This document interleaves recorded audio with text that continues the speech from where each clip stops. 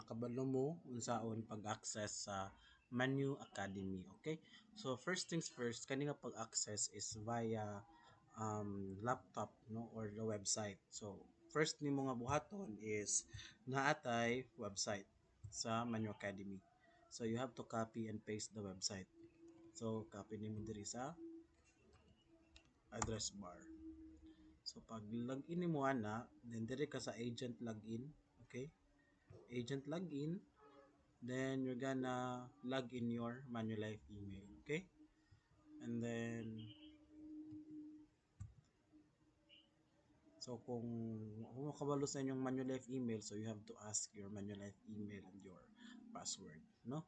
Then dire din ta sa discover. So kung gusto mo makakaton sa products, for example seasons, so nadiri ang mga reference, no?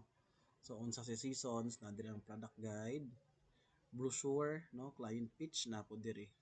So pag kita nimo diri, so nadiri ang pitch ni seasons. Okay? Then naghan pa kay diri mga ano, ang brochure ni seasons. Na diri. Okay? Then napo diri ang product guide ni seasons. Okay? So na diri tanan.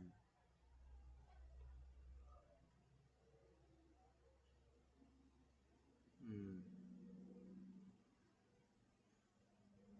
Okay, so mo ni siya. Okay. So basta mo to siya no, pwede ra mo balik diri.